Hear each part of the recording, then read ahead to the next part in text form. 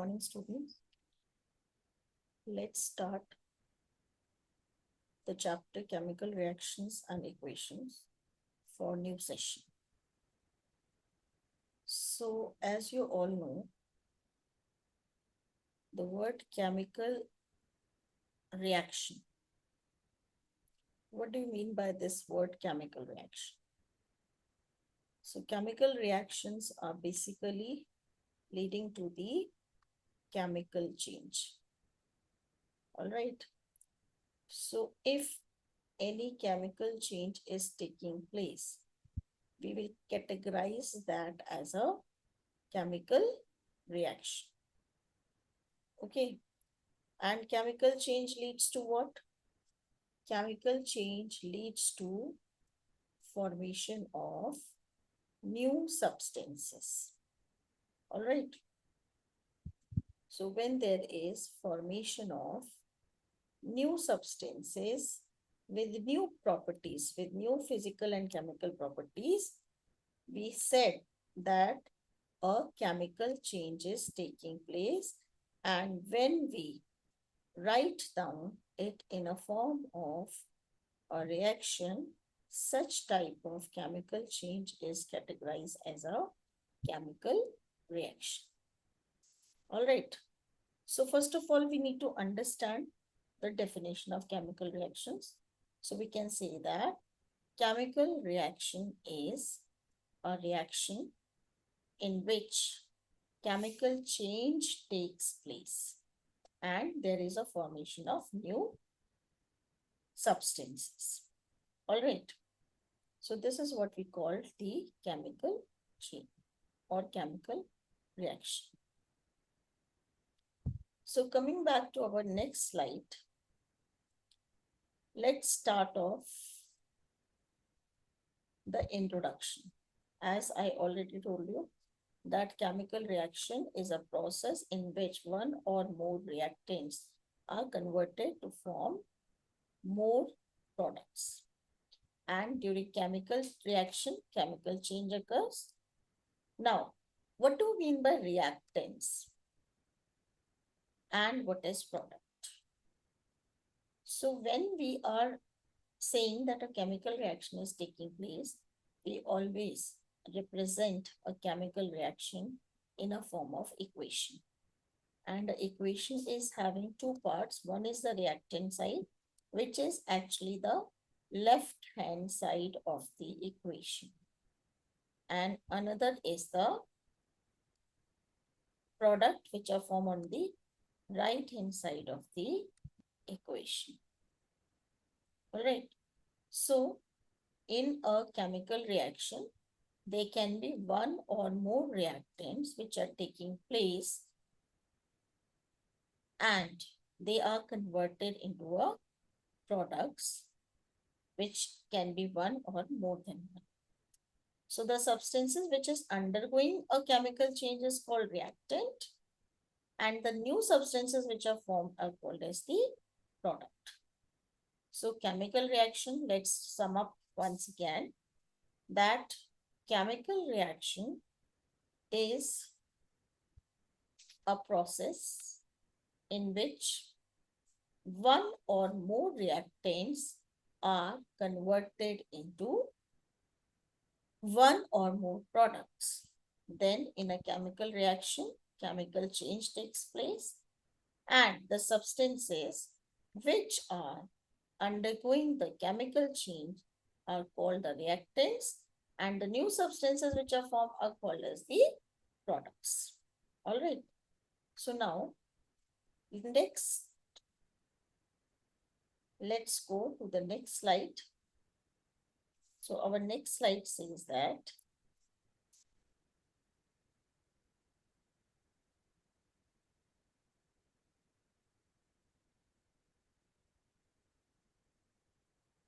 this is the introduction of the chapter. Okay.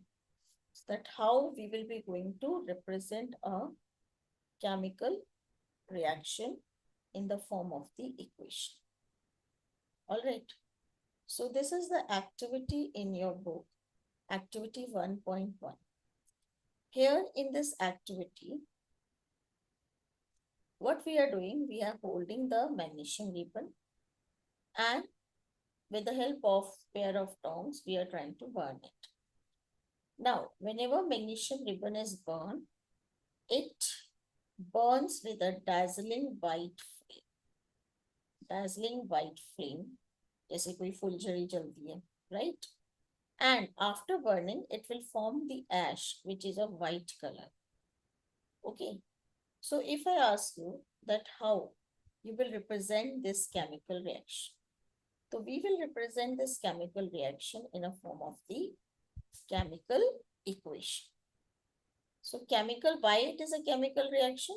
Because here a new substance is formed with different physical and chemical property. Okay, so chemical change we are representing in a form of the chemical equation. Now, what will be the equation? Equation will be, first of all, we can write down it as a word equation. Now, if I ask you that what will be the word equation, how you will represent this chemical reaction in a form of the equation. So we can write down it in a form of the word equation. How we can write it down? We can say that magnesium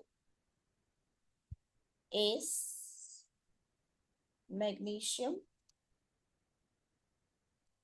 burned in the presence of air. You know, burning always takes place in air, and air can what will support burning? Burning will be supported by the oxygen which is present in the air.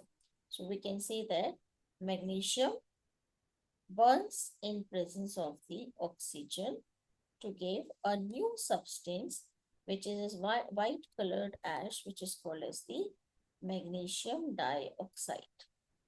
So this is the reaction which is representing the chemical change. And this type of representation of a chemical reaction is called as the word equation. So this is the word equation to represent this chemical change. Now, we can also represent this chemical change in the form of the chemical equation. So what is chemical equation? Chemical equation is the symbolic representation of the chemical change. So if I ask to write down the chemical equation for this reaction, I will use symbol. So symbol for magnesium is Mg. Magnesium is a metal and it is solid. Generally it is solid. So I will write magnesium, and this S will represent the state of the magnesium, whether it is solid, liquid or gas. So magnesium is combining with oxygen. For oxygen, I will write O2 because oxygen is a gas and we know that gases are diatomic. So I have written here O2. So Mg plus O2 will give magnesium oxide. So magnesium oxide will be MgO. And again, it is a white color powder, which is again a solid state. So this is the equation, and this is called as the chemical equation. This is word equation, and this is the chemical equation. In this chemical equation, magnesium and oxygen are the reactants. Okay. And magnesium oxide is the product. So according to this activity, if I ask you that write down the chemical equation for the reaction which is shown in activity. So what is shown here? It is shown that magnesium ribbon is combining, burning in presence of oxygen with a white dazzling flame to form a white powder which is called as magnesium oxide. And it is due to the reaction of magnesium with oxygen in air, which we have represented in a form of word equation also and in a form of the chemical equation also. All right. So this was about the introduction, that how we can represent a chemical reaction in the form of the equation. Now, In the next slide, I just will be going to explain you another reaction, which is activity 1.2 in your book, NCRT book. And in this activity, we have taken a solid salt, which is called as the lead nitrate. Okay, lead is what? Pb. Lead is Pb. So here we have taken lead is Pb and nitrate is what? NO3 pool twice. Nitrate is NO3. Now lead has the valency 2, so the formula will be PbNO3 pool twice. Okay. So when lead nitrate solution in a test tube is taken and we have added what? We have added potassium iodide.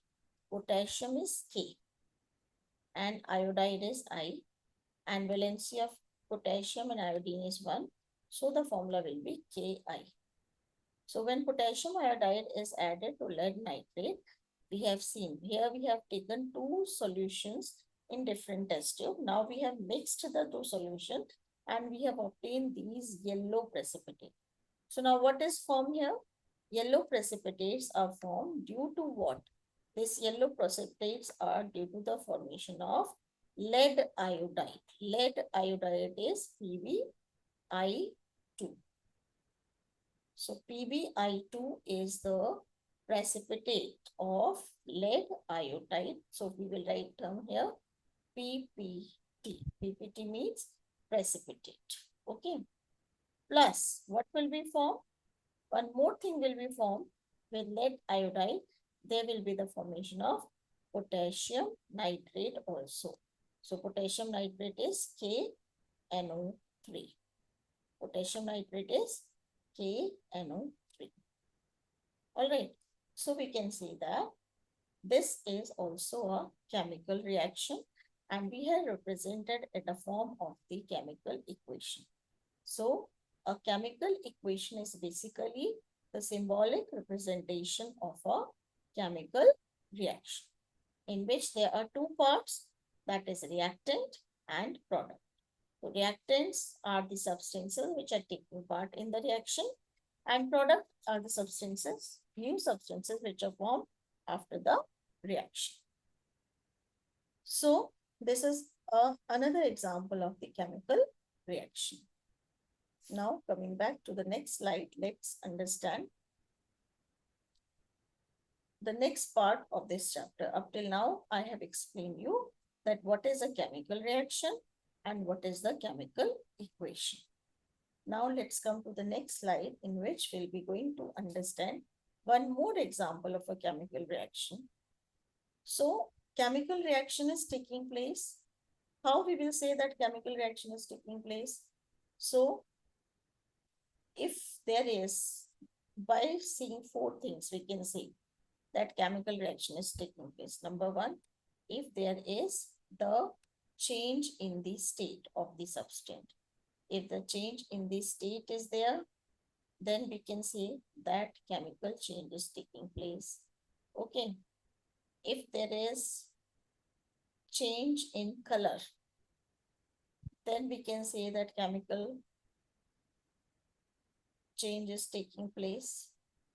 Okay, in the previous example, we have seen the color change, that is colorless to yellow precipitates were formed. And if there is evolution of gas, then also we can say that there is a chemical reaction taking place. And last thing is by which we can say that chemical reaction is taking place is the increase or change in temperature. Either there will be the increase or decrease in temperature. Then also we can say that chemical reaction is taking place. So these are the four changes in a chemical reaction by which if any one of these changes seen, then we can say that chemical reaction is taking place. So this is the third example in which we will see that there is an evolution of the hydrogen gas. And at the same time, we will also experience the increase in the temperature. So here in this, we have taken some zinc granules, which is represented by Zn, and they are solid. When an acid, that is H2SO4, is added, it will lead to the formation of zinc sulfate, which is colorless, and plus there is a bubbles of the hydrogen gas. Okay, we can use here H2SO4 also. We can use here HCl also. If we use HCl and zinc, then there will be the formation of zinc chloride. Okay, so ZnCl2 will be formed if we will use HCl over here. So what is observed? Bubbles were observed around the zinc granule. Why bubbles are observed? Due to the evolution of the hydrogen gas. And second change will be that when we'll touch this flask, it will be hot. So here we can see, experience both, that is evolution of the gas also and change in temperature also. So we can say that this is another chemical reaction which is taking place. I hope things are getting clear to you. Otherwise, we will once again recapitulate. Up till now, we are just understanding that how the chemical reactions are taking place and how we will represent the chemical reaction in a form of chemical equation. To write down the equation, we must be aware of writing the formula, which we have already done in class 9. If you are not sure that how to write the formula, I will just recap once again the formula making process, that how we used to form the formulas. Okay, so now the next part is here, which I have already explained you, that in a chemical reaction, either there is a change in state, or there is change in color, or there is evolution of gas, or there is change in temperature. And we have already discussed all these examples to show all these 4 changes. So if any of these changes is taking place in a reaction, we will say that it is a chemical reaction taking place. So I hope all of you are clear with this. So we have understood today about that how we can experience the chemical reaction.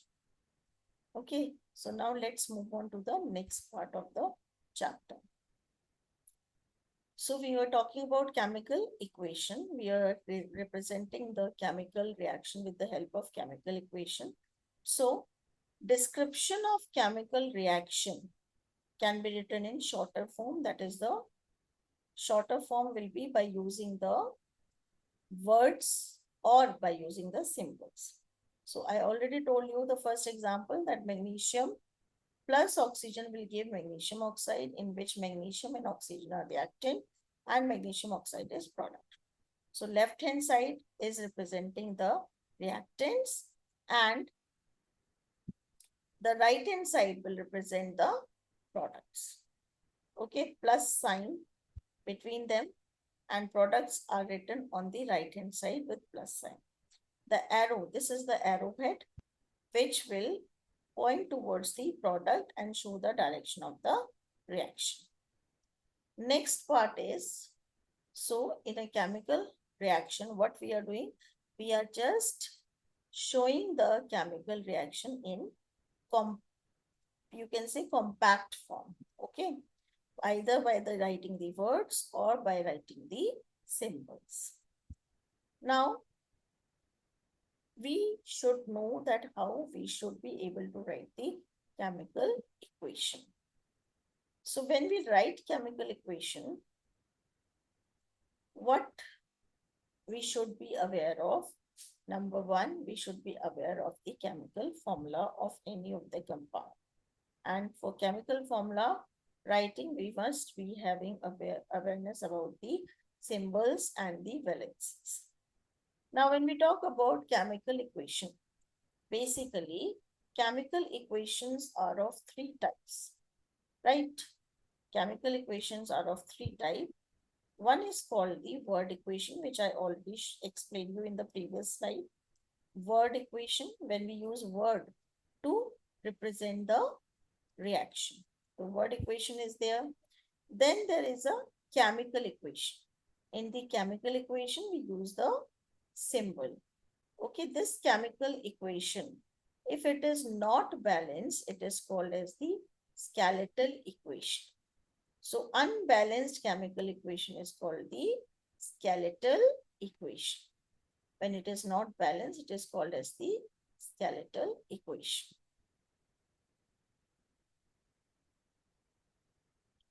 Fine. Now, and when we'll balance this equation, it will become the balanced equation. Okay, so chemical equation can be simplified by using chemical formulas. For example, Mg plus O2 gives MgO. If the number of atoms of each element is not same, then the equation is unbalanced. Here we can see 1 Mg is there. Here also 1 Mg is there. But here oxygen is 2 and here oxygen is 1. So there is a difference in the number of oxygen atoms in the left hand side and the right hand side. Therefore, we can say that this equation is not balanced and hence it will be categorized as the skeletal chemical equation. So what is skeletal chemical equation? Skeletal chemical equation is the unbalanced chemical equation. All right. So how we will balance this equation? So for that, I will be explaining you by the help of the, so we were having the equation Mg plus O2 gives MgO, right? Now, to balance the equation, we will be going to use hit and trial method. Okay, this is the method which is already discussed in your NCERT. So let's understand that what is this hit and trial method. In this hit and trial method, we will make a column first of all. 3 columns. In one, we'll write element. In the other column, we will write the LHS. LHS will represent your number of atoms of the elements which are on the reactant side. Okay. And RHS. RHS will be representing the number of atoms on the product side. Okay. So now here we can see what elements are there. Mg is there. So we'll write on Mg and O is here. Right. Now how many Mg are present in left hand side? This is your left hand side. All right. The reactant side is the left hand side and the product side is the right hand side. So now we will count the number of reactants. Magnesium is 1. Here also on right hand side magnesium is 1. But when we come to oxygen, the oxygen are 2 here and on the right hand side the oxygen is 1. So I need to balance this oxygen, right? So for balancing this oxygen, if I will multiply this by 2, then I will get 2. But where should I write this 2? This 2 will be written on the coefficient side, not in between. I cannot write this 2 over here. If I will write this 2 over here, that means the formula has been changed. So this 2 is written here. But when this 2 is written here, now this means this 2 is with Mg also and this 2 is with oxygen also.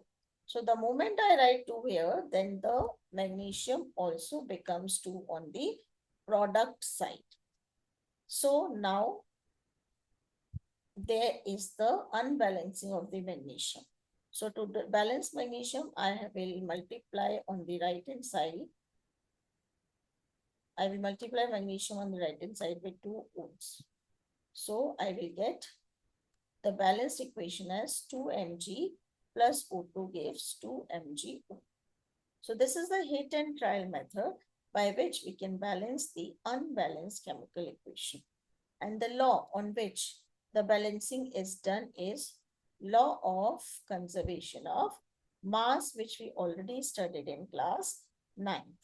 So I request all of you that for writing down the formula and to recap the law of conservation of mass, please go through chapter number 3 of class 9 science. All right. So this is the one example of balancing of the equation. This is the hit and trial method by which we usually balance the equation. All right. I hope this balancing is clear to you. The next balancing is zinc plus H2SO4 gives ZnSO4 plus H2. So here we can say that zinc is 1, 1 on both sides. Then H is 2, 2 on both sides. H is 1, 1 on both sides. O is 4, 4. So here the equation is already balanced. Next equation is Fe plus H2O gives Fe3O2. Okay, plus H2. So here we can say that Fe is 1, but on right hand side Fe is 3. Hydrogen is 2, but and right hand side also 2. Oxygen is 1, and here on right hand side oxygen is 4. So here we can say that Fe and O are not balanced. Now, with which number I have to start balancing when two or more numbers are unbalanced? I should start the balancing with the lowest number. So we can say that when I will add 1 and 3, the number will be 4. And when I will add O or 4 and 1, the number will be 5. So that means I will first balance the iron. To balance the iron, I will multiply 1 by 3, right? So if I will write 3 over here, okay, it will become 3Fe plus H2O gives Fe3O4 plus H2. Now I have to balance the O. Okay, to balance the O, how many O is required? 4. But here O is only 1. So if I will write, I will multiply this O on the left hand side with 4. I will get here 4H2O. But this 4 when I write here, that means hydrogen have become what? 8. Right? Hydrogen has been now 8 when I have written 4 over here, right? So 3Fe is here, 3Fe is here, O4 is here, O4 is here. What is not balanced is now? Hydrogen. So hydrogen is here, 4 2s are 8. So to make 8, I have to write 4 over here. So balanced equation will be now 3Fe plus 4H2O will give Fe3O4 plus 4H2. So this is the balanced chemical equation for the reaction. All right. So now I hope this balancing is clear and you can practice the question number 5, 6, 7, 8, which is there in NCERT book exercise of this chapter. So this is our session of learning the balancing of the chemical equation. So this is partly balanced equation. This is the completely balanced equation. So next is, once we have balanced the equation, we need to write down the states of matter also. So here iron is solid. So we'll write down S. Then water is, here we are using water vapors because iron reacts with steam only. So we have used G here. Then Fe3O4, which is formed, is a solid. So we have written S over here and H2 is a gas. So this is the physical state and this equation is a completely informative equation now.